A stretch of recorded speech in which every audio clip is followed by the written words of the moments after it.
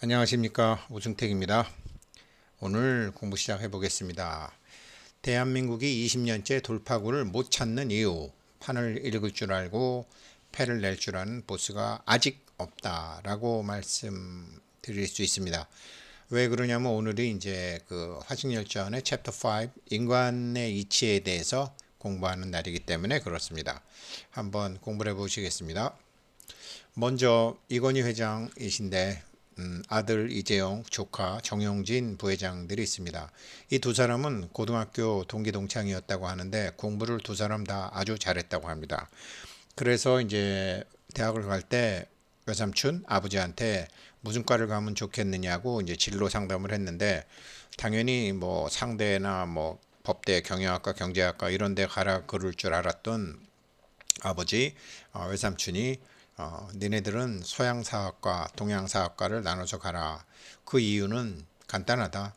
세상은 바뀌어도 사람은 안 바뀐다. 사람을 공부하려면 역사를 공부하면 된다.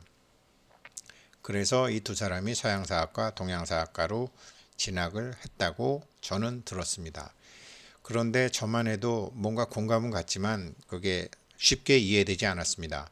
나중에 사기열전을 다시 공부하다가 보니까 사기열전이 총 70권으로 되어 있는데 69권이 지금 우리가 공부하고 있는 돈 번 사람들에 대한 얘기, 그 다음에 68권은 이제 귀책열전이라 그래갖고 천문을 잘 읽고 이 점성가들에 대한 얘기, 일자열전은 이제 점쟁이들에 관한 얘기, 골계열전은 말을 굉장히 잘하고 유머도 아주 있고 구락발, 말발들이 엄청 좋았던 사람들에 대한 얘기, 65권은 영행열전, 영행이라는 것은 이제 아첨, 정말 이 아첨 굉장히 중요하죠. 조직에서는 공부와 아부는 평소에 해야 된다 이런 말이 있을 정도로. 그런데 이게 참 아첨 아무나 하는 거 아니죠. 거진 타고나야 되는 거고 어설픈 사람이 아첨하게 되면 참 미움받기 딱 좋죠. 그래서 그 아첨으로 생기는 이제 행과 불행 이게 나와 있고 유협열전 협객들. 우리 조선시대 할아버지들이 제일 많이 걱정했던 것이 화식열전 읽고 난 다음에 전부 돈 번다고 날뛰고 유협열전 읽은 다음에 전부 막 협객이 된다고 날뛰고 이런 얘기, 그 자기 목숨을 막 초계처럼 버리는 일이 생길까봐 걱정을 많이 했고, 대원열전은 이제 그 멀리 그 서역으로 이제 길을 개척했던 사람들, 장건 같은 사람들, 실크로드 개척했던 그런 사람 얘기고, 홍리열전, 숭리열전은 뭐 홍리열전은 가혹한 관리, 순리는 아주 좋았던 관리들에 대한 얘기들을 해놨고, 유림열전은 그 유학자들 이제 물질 세계보다는 정신 세계에 대한 얘기를 했던 사람들, 급점열전은 이제 급암이라는 사람하고 정당시라는 사람인데 항상 이빠른 말을 해서 좀 고생을 하는 사람. 뭐 대표적인 사람이 이제 태사공 이분이죠. 그러니까 정의란 무엇인가 이런 것처럼 정의로운 말말 옳은 일만 하다가 성공한 사람과 망한 사람. 그래서 정약용 할아버지한테 순조가 이제 물어보는 것이 급정열전에 나오는 사람들과 이제 화식열전에 나오는 사람들한테 물어봐서 많이 그 당황을 했다라는 얘기도 전해져 지고 있습니다. 이렇게 다양한 유형의 인간들에 대한 얘기가 있기 때문에 역사를 공부하면 사람을 알게 되고, 사람을 알게 되면 세상을 알게 되고, 세상을 알게 되면 기업을 경영하고 장사를 하고 하는 것이, 사람을 알아야지 뭐 빅데이터를 만들든지 다 할 수 있는 거 아니겠습니까? 그런 얘기들이 화식열전에도 골자를 이루고 있습니다. 그래서 오늘 인간의 이치 공부 참 중요합니다. 본문에 들어가서 보면 주나라 때 기록된 책에 이르기를 농부가 곡물을 생산하지 않으면 식량이 부족해지고, 공인이 물건을 만들지 않으면 물자가 모자라게 되고, 상인이 유통을 시키지 않으면 사람들에게 필요한 보물이 단절된다.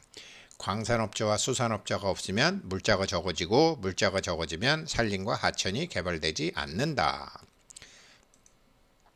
이 농업, 공업, 상업, 광업의 네 가지 산업은 백성이 입고 먹는 근원이다. 근원이 많으면 풍요롭게 살게 되고, 근원이 적으면 빈곤해지고, 위로는 나라를 부강하게 하고 아래로는 가정을 풍부하게 하는 것이다.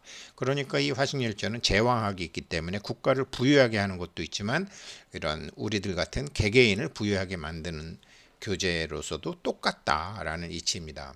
여기서 참 자세히 한번 공부해 보겠습니다. 먼저 공부했던 것 중에 이 삼보 단절이라는 말이 있는데, 이 삼보라는 것에 대해서 우리 참 할아버지들, 정약용 할아버지는 이렇게 남기신 게 있어요. 화식전의 삼보는 참고할 만한 주석이 없고,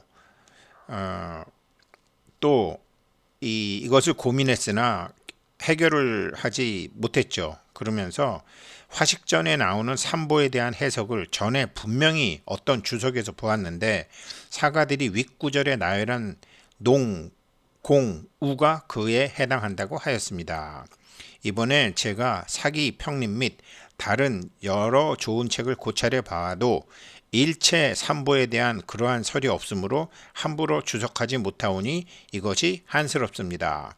그러니까 화식전을 해설했던 우리 할아버지들이 여기서 나오는 삼보는 농공우다라고 많은 사람들이 그렇게 얘기를 했는데, 정약용 할아버지는 이것에 대해서 고민도 좀 하신 것 같아요. 그래서 여기에 대해서는 자신이 없으셨던 거죠. 그러니까 뭔가 좀 말이 안 되는 것 같다라는 생각은 하신 것 같아요. 그러나 이것이 무엇인지는 모르신 것 같은데, 정답은 삼보는 사람입니다.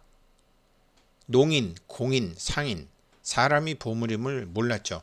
정약용 할아버지도 모르셨을 거예요. 왜 그러냐면 정약용 할아버지의 다른 기록을 보게 되면 정조임금님 시절에 이제 이 신분을 좀 너무 빡빡하게 하지 말고 이 상인들과 상인들과 이 평민들도 좀 뭘 좀 할 수 있게 하자. 그렇게 정조가 얘기를 했더니 아니되옵니다, 상감마마 이러면서 그 신분을 무너뜨리게 되면 일은 누가 합니까? 백정은 누가 합니까? 아무나 뭐 양반이 백정짓을 해도 된다는 말입니까? 뭐 이런 식으로 막 나가게 되기 때문에 사람이 보물이라는 생각을 화식열전을 읽으시면서도 못 하신 것 같아요. 결국은 이 화식열전에서 제일 중요한 건 통한다라는 것이고, 통하려면은 이게 절이 돼서는 안 되는 건데, 지금 주석서를 보게 되면은 옛 분들은 모르셨던 것 같다. 한국에서는 더욱 그런 것 같다. 광산업자와 수산업자가 없으면 물자가 적어지고 이런 얘기를 하는데, 사람이 산업에서 중요하다는 걸 모르게 되니까 자연스레 우리 할아버지들은 서비스가 공짜입니다.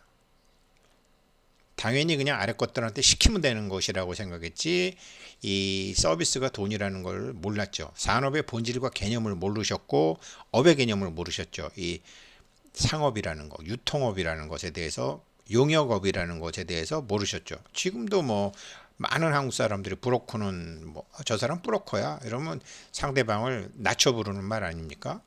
너 지금 브로커 하는 거지? 이러면 상대방 경멸하는 말 아닙니까?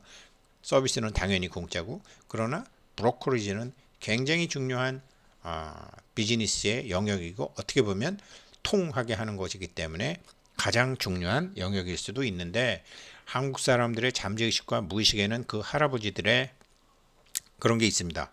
그래서 한국 사람들은 땅은 좀 있는지 모르지만 돈이 없죠, 대부분.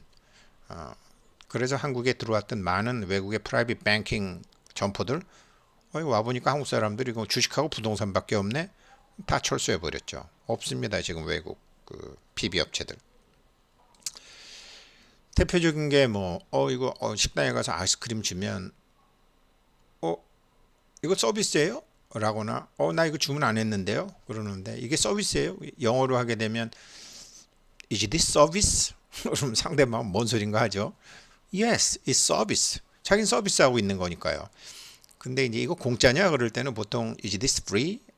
근데 이 free라는 말을 쓰면 서로 간에 참 좀 그레이드가 떨어지니까, Is this your complimentary? Is it on the house? 이렇게 이거 서비스예요 할 때는 it's on the house. 뭐 서비스예요 그럴 때는 this is my complimentary 이렇게 얘기하지, 서비스를 공짜라고는 절대로 생각 안 한다라는 거죠. 그러니까 잠재의식과 무의식 속에 이 서비스를 공짜로 하는 한국인들, 특히 만약에 부자가 되고 싶으면 그 생각부터 고치시고, 한국은 팁을 안 줘도 된다고 생각하지 마시고 팁을 좀 주시고 팁이 안 되면 말로라도 항상 이렇게 서비스의 가치를 부여하는 습관을 기울이시는 것이 화석연료전을 공부하는 첫 단계라고 저는 뇌피셜로 생각합니다.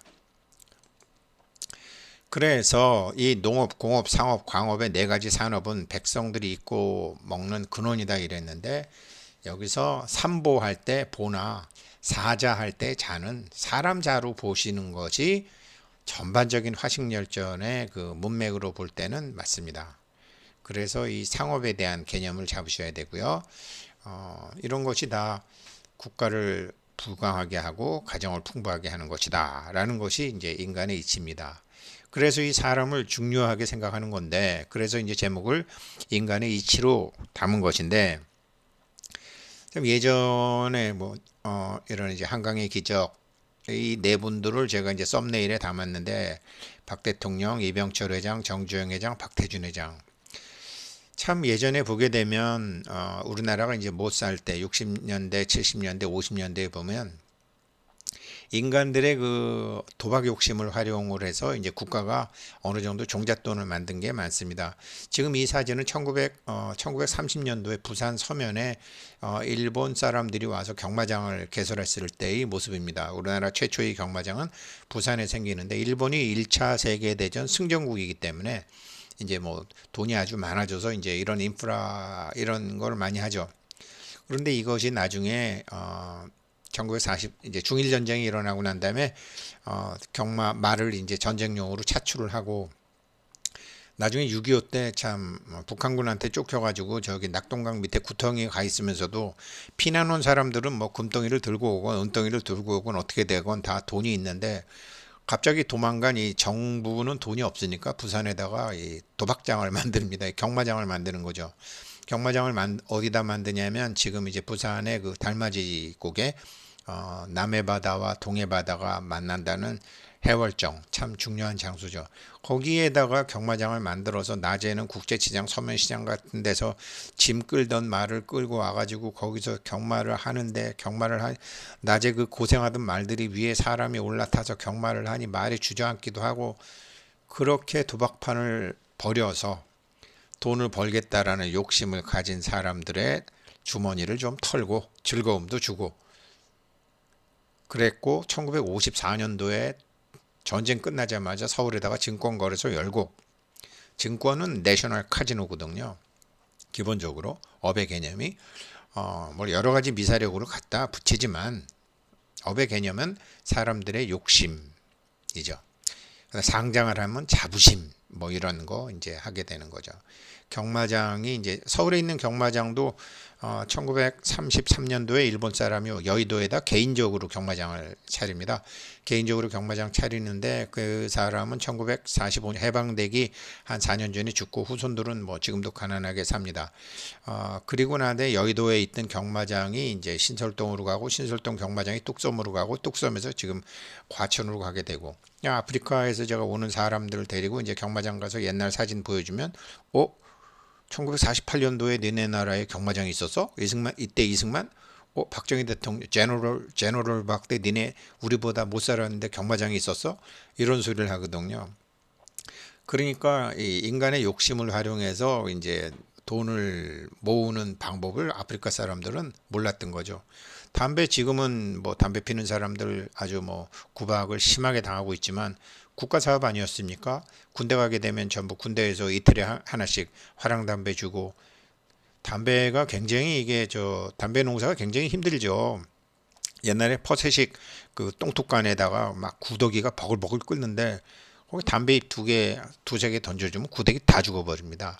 그래서 아주 후진국 산업이죠. 이 후진국 산업인데, 그러면서도 이제 담배 농사를 짓고 담배가 전매청이하고 하는 거는, 이것도 다 사람들의 마음을 컨트롤하는, 담배라는 말은 사람들이 스트레스를 받을 때 담즙이 2배로 나옵니다. 그래서 담즙이 2배로 나오니까 대담해지죠.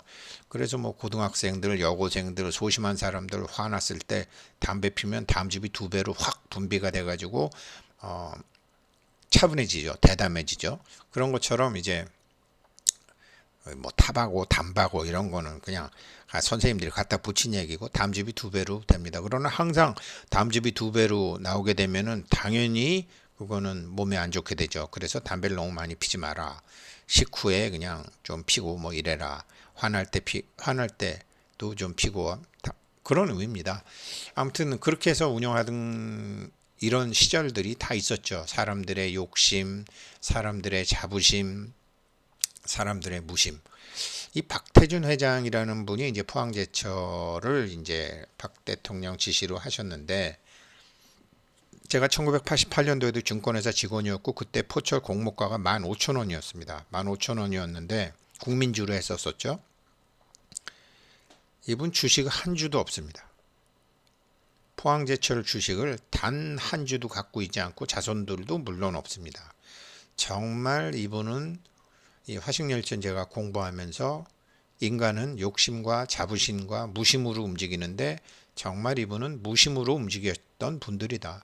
이병철 회장, 정주영 회장, 박정희 대통령 이분들은 욕심과 자부심도 있으셨고 욕심과 자부심으로 컨트롤도 했고, 그러나 박태준 이분은 정말 무심으로 무엇인가를 하신 분이다. 그래서 화식열전 공부할 때 박태준 회장에 대한 거는 제가 앞으로도 자주 말씀드릴 것입니다.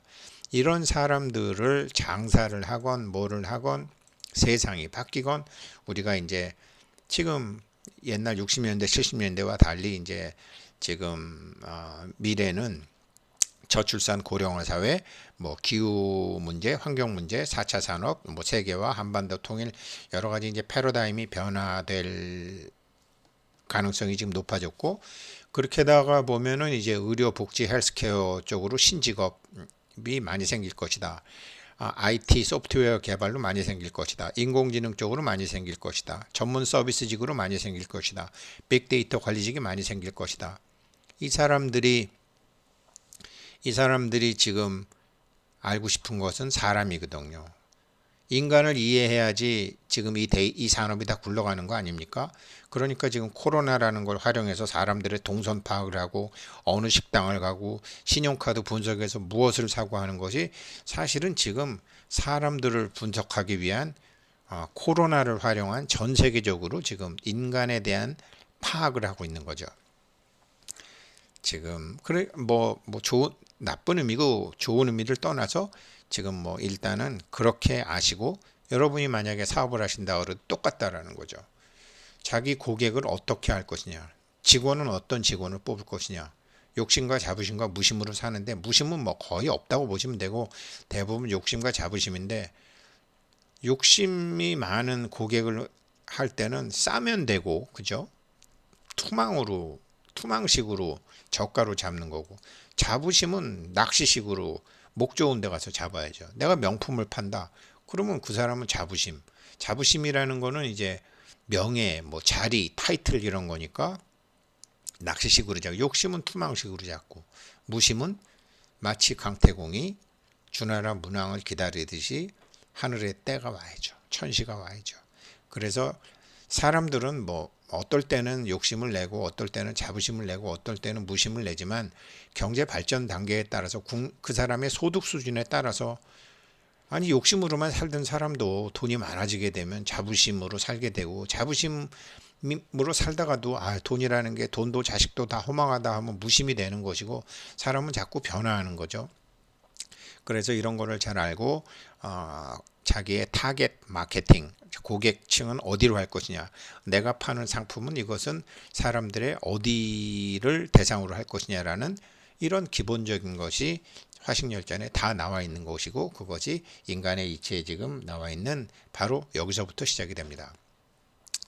제 경우도 가만히 보게 되면 이제 그런 거를 잘 모르고